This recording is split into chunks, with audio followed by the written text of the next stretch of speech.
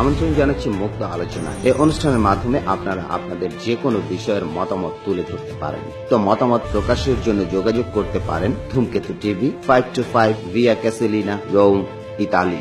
আমাদের আজকের পর্বের অতিথি খন্দকার নাসির উদ্দিন। বিসমিল্লাহির রহমানির রহিম। আসসালামু আলাইকুম।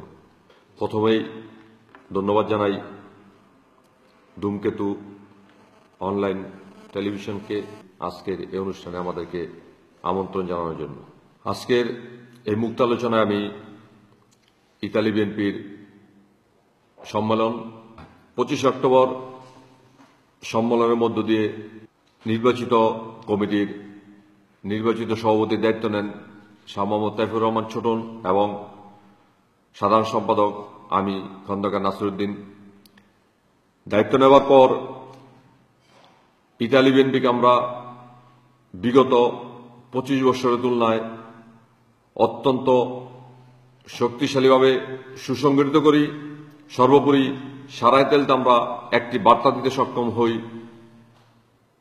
বিগত সময়ের তুলনায় আমাদের ইতালি বিএনপি অত্যন্ত গতিশীল এবং বেগবান। সর্বোপরি কেন্দ্রীয় নেতৃবৃন্দের সাথে যোগাযোগের মাধ্যমে আমরা বেশ কিছু নতুন কর্মসূচি প্রণয়ন করি। সর্বোপরি আমরা সকল অঙ্গ সংগঠনগুলির সাথে নতুন কমিটি গঠন সংক্রান্ত বিষয়ে আমরা প্রতিটি কমিটির সাথে মতবিনিময় করি, রোম এবং রোমের বাহিরের, এবং অত্যন্ত শক্তিশালী এবং সুসংগঠিত একটি প্রতিবাদ সমাবেশের আয়োজন করি মতিয়া চৌধুরীর রোম আগমনকে কেন্দ্র করে,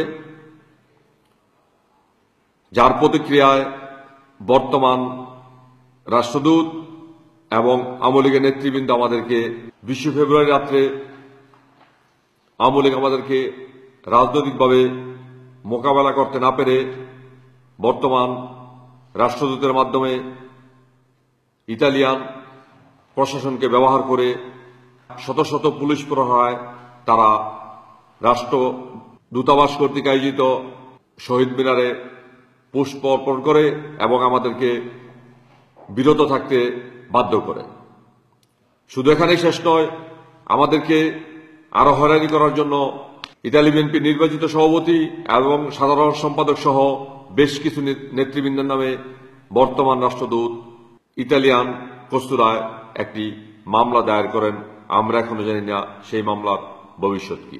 সাথী নেতৃবৃন্দ দলের স্বার্থকে সমুন্নত রাখতে গিয়ে বাংলাদেশ আওয়ামী লীগ ইতালি শাখা, বাংলাদেশ দূতাবাস, তাদের সাথে আমরা রাজনৈতিকভাবে বিরোধী জড়িয়ে পড়ি এবং দলের সকল স্তরের নেতৃবৃন্দ আমাদেরকে অত্যন্ত সার্থকভাবে সমর্থন দান করেন। আমরা আমাদের কর্মকাণ্ডকে অত্যন্ত সুন্দরভাবে এগিয়ে নিয়ে যাওয়ার চেষ্টা চালাতে থাকি। এমত অবস্থায় গত 18 মার্চ 2016 বাংলাদেশ কেন্দ্রীয় নির্বাহী কমিটির আন্তর্জাতিক বিষয়ক সম্পাদক জনাব মাহিদুর রহমান সাহেব আমাদেরকে সভাপতি এবং সাধারণ সম্পাদক বরাবর একটি পত্র পাঠান আমাদেরকে অব্যাহতি দিয়ে, অর্থাৎ একটি নির্বাচিত ইতালি বিএনপির কাউন্সিলরদের সরাসরি ভোটে নির্বাচিত একটি কমিটিকে উনি একটি পত্রের মাধ্যমে অব্যাহতি দিয়ে দেন। এখানে উল্লেখ্য যে উনি আমাদেরকে 18 মার্চ তারিখে অব্যাহতি দিলেও 29 মার্চ আবার সভাপতি এবং সাধারণ সম্পাদক সম্বোধন করে আরেকটি পত্র পাঠান আমাদের কাছে। এখন আমরা নিজেরও বুঝতে পারতেছি না কোন চিঠিটি সঠিক। 18 মার্চ অব্যাহতি দিয়ে 29 মার্চ আবার কিভাবে আমাদেরকে সভাপতি সাধারণ সম্পাদক সম্বোধন করেন। পাশাপাশি বাংলাদেশ জাতীয় দলের যে গঠনতন্ত্র আছে সর্বশেষ 22/2/2010 ইংরেজি তারিখে নির্বাচন কমিশনে দেওয়া যে গঠনতন্ত্র আমাদের হাতে আছে, এই গঠনতন্ত্রে একটি বিষয় পরিষ্কার করা আছে, জেলা মর্যাদা সম্পন্ন একটি নির্বাচিত কমিটিকে একমাত্র চেয়ারপারসনের নির্দেশে মহাসচিব অনুমোদন দিতে পারেন অথবা ভেঙে দিতে পারেন, অথবা প্রবাসী সংগঠন নামে গঠনতন্ত্রের 15 অনুচ্ছেদে যে বক্তব্য আছে, প্রবাসের প্রতিটি জাতীয়তাবাদী দলের সংগঠন সেসব দেশের নিজস্ব নিয়ম নীতি অনুসারে চলবে। অর্থাৎ এখানে আমরা কি দেখতে পাচ্ছি, বাংলাদেশ জাতীয়তাবাদী দলের যিনি বর্তমানে আন্তর্জাতিক সম্পাদকের পদ পদবি ব্যবহার করে ইতালি বিএনপি নির্বাচিত কমিটিকে অব্যাহতি দিয়েছেন।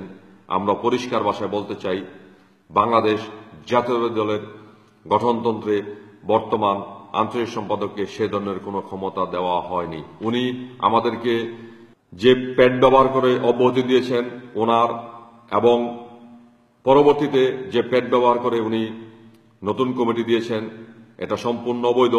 আমরা যদি বাংলাদেশ জাতীয়তাবাদী দলের গঠনতন্ত্রে বিশ্বাস করি, আদর্শে বিশ্বাস করি, উদ্দেশ্যে বিশ্বাস করি, তাহলে আমাদেরকে অবশ্যই গঠনতন্ত্র মানতে হবে। এটা অত্যন্ত পরিষ্কার। পত্রের মাধ্যমে, ফেসবুকের মাধ্যমে যে কমিটি দেওয়া হয়েছে এটি সম্পূর্ণ একটি অসাংগঠনিক এবং নিয়ম বহির্ভূত কমিটি। একটি নির্বাচিত কমিটিকে অব্যাহতি দিয়ে আমি মনে করি বিএনপির যে আদর্শ, উদ্দেশ্য, এটাকে প্রশ্নবিদ্ধ করেছেন জনাব মাহিদুর রহমান। আমি মনে করি বাংলাদেশ জাতীয়তাবাদী দলের গঠনতন্ত্র ওনাকে এ ধরনের কোন নির্বাহী ক্ষমতা দেয়নি যে উনি একটি কমিটি বাতিল বা অনুমোদন করতে পারবেন। আমি তীব্র নিন্দা জানাই যে একটি নির্বাচিত কমিটিকে অব্যাহতি দিয়ে উনি আবার 25শে মে ফেসবুকের মাধ্যমে একটি পকেট কমিটি পাঠিয়েছেন। নির্বাচনের মাধ্যমে গঠিত নির্বাচিত সভাপতি, সাধারণ সম্পাদককে অব্যাহতি দিয়ে একটি পকেট কমিটি দিয়ে কখনো ইতালিতে সুস্থ সুন্দর বিএনপি করা সম্ভব নয়। বর্তমানে মহিদুর রহমান সাহেব ঘোষিত পকেট কমিটির যাকে সভাপতি করা হয়েছে উনি বরাবর একজন আওয়ামী ঘরানার লোক। সর্বোপরি আওয়ামী লীগের সর্বশেষ কাউন্সিল উনি আওয়ামী লীগের সিনিয়র সহসভাপতি পদপ্রার্থী ছিলেন, কিন্তু আওয়ামী লীগ তাকে সেই পদে পদায়ন করেনি। আব্দুর রাজ্জাককে দিয়ে যে কমিটি দেওয়া হয়েছে এটা ইতালিতে বাংলাদেশের জাতীয়তাবাদী দলের কোন নেতাকর্মী মেনে নিতে পারেনি। আমি একটি কথা বলতে চাই, সর্বোপরি জনাব আব্দুর রাজ্জাক সভাপতিত্ব করে যে কমিটি দেওয়া হয়েছে সেটা বিএনপির স্বার্থ কতখানি রক্ষা করবে। আপনারা দেখেছেন বিগত 25 বছর ধরে আমরা যারা ইতালিতে বিএনপি করি, আমি ব্যক্তিগতভাবে আজকে পর্যন্ত আওয়ামী লীগের কোন অনুষ্ঠানে ব্যক্তিগতভাবে আমি দাওয়াত পাইনি। সেখানে বিভিন্ন ভিডিও ফুটেজে ফেসবুকে গত 23শে জুন আওয়ামী লীগের প্রতিষ্ঠা বার্ষিকীর অনুষ্ঠানে মহিদুর রহমান ঘোষিত পকেট কমিটির সভাপতি জনাব আব্দুর রাজ্জাক সহ অনেক বিএনপির বেশ কিছু যুবদলের নেতৃবৃন্দ সে অনুষ্ঠানে উপস্থিত হয়েছেন এবং আওয়ামী লীগের নেতৃবৃন্দ তাদেরকে মিষ্টিমুখ করিয়েছে। সর্বোপরি আওয়ামী লীগের সাধারণ সম্পাদক তার বক্তৃতায় স্পষ্টভাবে বলেছেন জনাব আব্দুর রাজ্জাককে ধন্যবাদ, উনি আওয়ামী লীগের অনুষ্ঠানে আমন্ত্রণ পেয়ে এসেছেন এবং আগামীতে বিএনপি এবং আওয়ামী লীগ ইতালির মাটিতে একসাথে কাজ করবে। আপনারা জানেন বিগত 3-4 মাস আগে জনাব হাসান ইকবাল একটি ঘোষণা দেন যে বিএনপির নির্বাচিত কমিটির সাথে অর্থাৎ শাহ মোহাম্মদ তাইফুর এবং খন্দকার নাসিরউদ্দিনের সাথে তারা বিএনপির রাজনৈতিক দূরের কথা কোন সামাজিক অনুষ্ঠানে পর্যন্ত অংশ নিবে না। আজকে যে হাসান ইকবাল বা আওয়ামী লীগের নেতারা বিএনপির নির্বাচনী নেতৃবৃন্দের সাথে কোন সামাজিক অনুষ্ঠানেও যেতে রাজি হয় না, তারা বিএনপির বর্তমান ঘোষিত পকেট কমিটির সভাপতি সাধারণ সম্পাদককে তারা তাদের প্রতিষ্ঠাবার্ষিকীর অনুষ্ঠানে আমন্ত্রণ জানায় এবং তাদেরকে মিষ্টিমুখ করায়। তাহলে বুঝতে হবে যে এটা আসলে বর্তমান রাজ্জাককে দিয়ে যে কমিটি দেওয়া হয়েছে তাদের সবচেয়ে বেশি খুশি হয়েছে বাংলাদেশ আওয়ামী লীগ ইতালি শাখা। কারণ বাংলাদেশ আওয়ামী লীগ ইতালি শাখা ভালো করেই জানে রাজ্জাক তাদের লোক, আব্দুর রাজ্জাক তাদের লোক, তাদের মনোনীত প্রার্থী। এটা অত্যন্ত পরিষ্কার।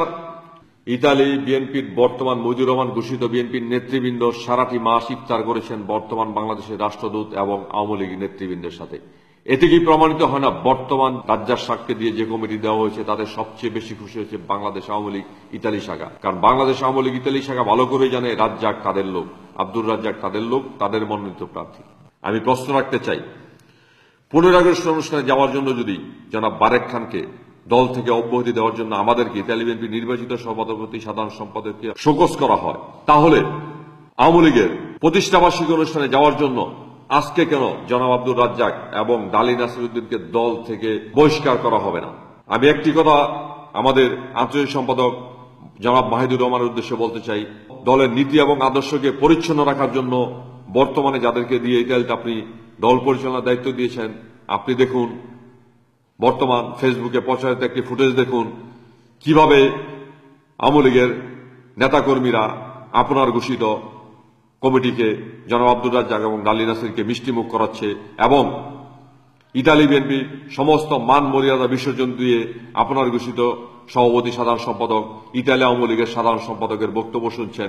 এতে কি মনে হয় না বর্তমান ইতালি বিএনপির মইদুর রহমান ঘোষিত ইতালি বিএনপির নেতৃবৃন্দ বর্তমান আওয়ামী লীগের সাথে অত্যন্ত ঘনিষ্ঠভাবে লিয়াজো মেনটেন করে চলছেন, যা বাংলাদেশ জাতীয়তাবাদী দলের গঠনতন্ত্র পরিপন্থী, সর্বোপরি ইতালি বিএনপির বিগত 25 বছরের ইতিহাসকে ম্লান করে দিয়েছে বর্তমান মইদুর রহমান সাহেব কর্তৃক ঘোষিত এই কমিটি। সংবাদ সম্মেলনে মাইদুর রহমানের ঘোষিত বা লিখিত পত্র অনুযায়ী ঢালি নাসির উদ্দিন এবং রাজ্জাক সাহেব সহ আরো বিভিন্ন নেতা কর্মীরা আপনাদেরকে প্রতিহত করার জন্য রেস্টুরেন্টের সামনে অবস্থান নেয়। তখন জনাব ঢালি নাসির একটি কথা বলেছিলেন যে দলের মধ্যে বাদশাহ লুকিয়ে আছে। আমার প্রশ্ন হলো যে সেই বাদশাহীগুলো কারা? ডালি নাসির উদ্দিনের 8 জুলাই বক্তব্য দেখেন এবং গত 23 জুন আওয়ামী লীগের অনুষ্ঠানে ডালি নাসিরউদ্দিন রাজ্জাক সহ ওনাদের উপস্থিতি লক্ষ্য করেন, তাহলে আপনারা নিজেরাই বুঝতে পারবেন যে আসলে দলের ভিতর কাপটি মেরে থাকা বাকশাল কারা। আমি মনে করি দলের ভিতর কাপটি মেরে থাকা বাকশাল হচ্ছেন সভাপতি জনাব আব্দুর রাজ্জাক এবং ডালি নাসিরউদ্দিন, যারা ইতালি বিএনপির নির্বাচিত সভাপতি সাধারণ সম্পাদক কর্তৃক সংবাদ সম্মেলন মন্ডল করতে আসে। এরপর আর কি আপনাদের বুঝার বাকি থাকে বর্তমান ইতালিতে বাকশালের সহচর কারা। আপনারা পরিষ্কারভাবে দেখতে পাবেন বর্তমান রাষ্ট্রদূতের সাথে জনাব আব্দুর রাজ্জাক, ডালি নাসিরউদ্দিন বিভিন্ন অনুষ্ঠানে একসাথে বসে ইফতার করছেন। এর থেকে প্রমাণিত হয় বর্তমান কমিটির নির্বাচিত সভাপতি মাহিদুর রহমান কর্তৃক ঘোষিত সভাপতি আব্দুর রাজ্জাক এবং ডালি নাসিরউদ্দিন হচ্ছেন আওয়ামী লীগের চর। বিষয়টি অত্যন্ত পরিষ্কার। আপনারা জানেন পত্র পত্রিকা এবং ফেসবুকের মাধ্যমে আমরা 8 জুলাই 2016 একটি সংবাদ সম্মেলনের আয়োজন করেছিলাম। সেখানে সংবাদ সম্মেলনের একটি পর্যায়ে যখন দুপক্ষের মধ্যে সংঘর্ষ ভাব জড়িয়ে পড়ে, তখন আমরা দেখতে পাই ইটা আওয়ামী লীগের প্রথম সারির 6-7 জন নেতা হলে প্রবেশ করছে। আওয়ামী লীগের নেতৃবৃন্দ যেখানে দেখেছেন যে বিএনপি নির্বাচিত কমিটির সভাপতি সাধারণ সম্পাদক একটি সাংবাদিক সম্মেলন আয়োজন করেছে সুন্দরবন রেস্টুরেন্টে, ওনারা কাদের নিমন্ত্রণে সেদিন সুন্দরবন রেস্টুরেন্টে উপস্থিত হলেন? এর থেকে কি প্রতীয়মান হয় না মাহিদুর রহমান ঘোষিত ইতালি বিএনপির বর্তমান কমিটি আওয়ামী লীগ দ্বারা নিয়ন্ত্রিত এবং এই কমিটি কখনোই ইতালিতে বিএনপির স্বার্থ সুরক্ষা করতে পারবে না? আমি খন্দকার নাসিরউদ্দিন ইতালি আওয়ামী লীগের জন্য কোন অবস্থাতেই নিরাপদ নই। অর্থাৎ আমরা বাংলাদেশ জাতীয়তাবাদী দলের আদর্শ, উদ্দেশ্য এবং স্বার্থকে বিসর্জন দিয়ে কখনোই তাদের সাথে আঘাত করব না। এরপরই শুরু হয় ষড়যন্ত্র এবং যে চক্রান্ত শুরু হয়, সেই চক্রান্তের বিনিময়ে জনাব আব্দুর রাজ্জাককে সভাপতি এবং ডালি নাসিরউদ্দিনকে সাধারণ সম্পাদক করে যে কমিটি করা হয়েছে, এটা আমি মনে করি বিএনপির নেতা কর্মী সর্বস্তরের সাধারণ কর্মীরা পর্যন্ত এই কমিটিকে মেনে নেয়নি এবং মেনে নিবেও না। আমি মনে করি এই কমিটি কখনোই আওয়ামী লীগের বিরুদ্ধে একটি সুষ্ঠু, সুন্দর, শক্তিশালী আন্দোলন গড়ে তুলতে পারবে না। যার প্রমাণ মতিয়া চৌধুরীর বিরুদ্ধে ইতালি বিএনপির নির্বাচিত সভাপতি শাহ মোহাম্মদ তাইফুর রহমান ছোটন এবং সাধারণ সম্পাদকের নেতৃত্বে প্রতিহত করার মধ্য দিয়ে বিএনপির যে প্রাণচাঞ্চল্য ফিরে এসেছিল। আপনারা যারা ফুটেজ দেখেছেন, সেই ফুটেজের কোথায় আপনারা কি দেখেছিলেন সেদিন আব্দুর রাজ্জাককে, ডালি নাসিরউদ্দিনকে? তারা ছিল সেদিনের আন্দোলনের পিছনের সারিতে, যেন ফুটেজে তাদের ছবি না আসে।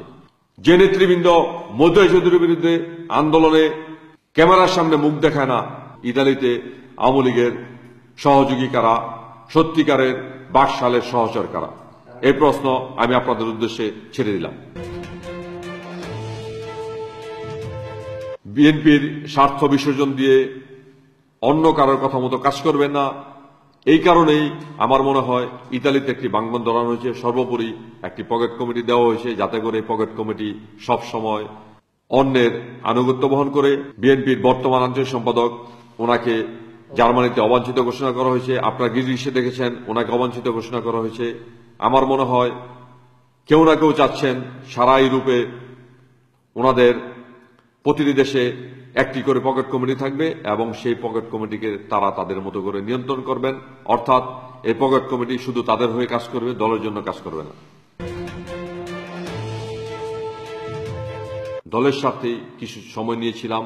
সর্বোপরি আমরা চেয়েছিলাম ইতালিতে অবস্থানরত ইতালি বিএনপির সমস্ত নেতৃবৃন্দকে একটি রেজিস্ট্রেশনের নামের আওতায়, আপনারা দেখেছেন বিভিন্ন সময়ে নামের ভুলভ্রান্তি হয়েছে। আমরা চেয়েছিলাম প্রতিটি নেতাকর্মী যে পদ পদবি ব্যবহার করবে তার কাগজপত্রে যে নাম থাকবে কমিটিতেও একই নাম ব্যবহার করবে, যাতে আগামী দিনে ভোট দেওয়ার সময় কোনো ধরনের সমস্যা বিশৃঙ্খলা সৃষ্টি না হয়।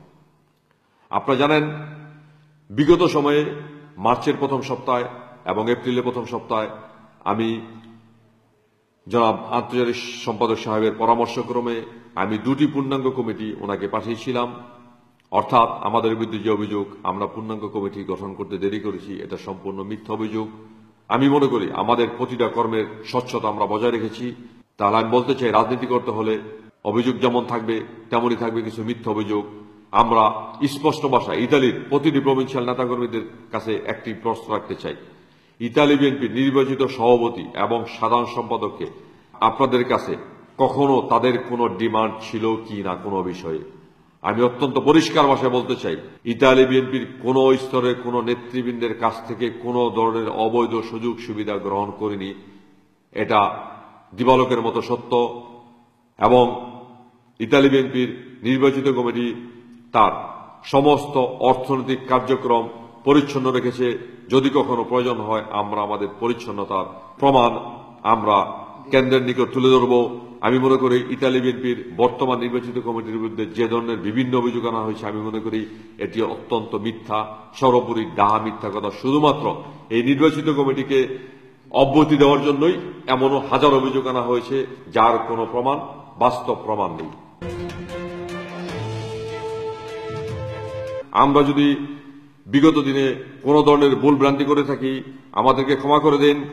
আমাদের ছোটখাটো অপরাধগুলো ক্ষমা করে দিয়ে বর্তমানের আওয়ামী লীগ দ্বারা নিয়ন্ত্রিত মইদুর রহমানের পকেট কমিটিকে না বলুন এবং ইতালিতে নির্বাচিত কমিটিকে কাজ করার সুযোগ করে দিবার জন্য আমাদের পাশে দাঁড়ান।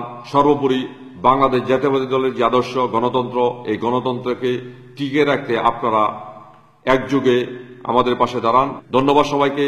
আপনারা যারা দর্শক, নেতৃবৃন্দ, বিভিন্ন স্তরের নেতৃবৃন্দ আমাদের এই মুক্ত আলোচনা দেখেছেন, আপনাদের সবাইকে ইতালি বিএনপির নির্বাচিত কমিটির পক্ষ থেকে ধন্যবাদ জানিয়ে এখানে শেষ করছি। বাংলাদেশ জিন্দাবাদ, শহীদ জিয়া অমর হোক, দেশনেত্রী বেগম খালেদা জিয়া জিন্দাবাদ, তারুণ্যের প্রতীক জনাব তারেক রহমান জিন্দাবাদ। আসসালামু আলাইকুম।